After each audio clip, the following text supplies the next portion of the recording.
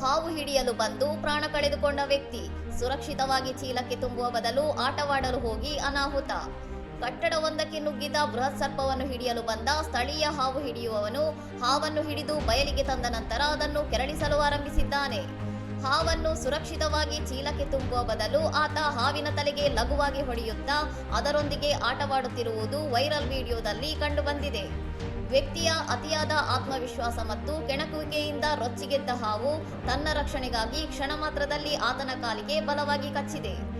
ಹಾವು ಕಚ್ಚಿದ ನಂತರವೂ ಅದರ ವಿಷದ ತೀವ್ರತೆಯನ್ನು ಗಂಭೀರವಾಗಿ ಪರಿಗಣಿಸದ ವ್ಯಕ್ತಿ ವಿಚಿತ್ರವಾಗಿ ವರ್ತಿಸುತ್ತಾ ಮತ್ತೆ ಹಾವನ್ನು ಕೆಣಕುವ ಸಾಹಸಕ್ಕೆ ಮುಂದಾಗಿದ್ದಾನೆ. ವಿಷವು ದೇಹವಿಡೀ ಹರಡಿದ ಪರಿಣಾಮವಾಗಿ ಹಾವಿನೊಂದಿಗೆ ಆಟವಾಡುತ್ತಿದ್ದ ವ್ಯಕ್ತಿಯು ಕೆಲವೇ ನಿಮಿಷಗಳಲ್ಲಿ ಸ್ಥಳದಲ್ಲೇ ಪ್ರಾಣ ಕಳೆದುಕೊಂಡಿದ್ದಾನೆ. ಇನ್ನಷ್ಟು ಸುದ್ದಿಗಳಿಗಾಗಿ ನೋಡ್ತಾ ಇರಿ ಸೌರಂ ಟಿವಿ.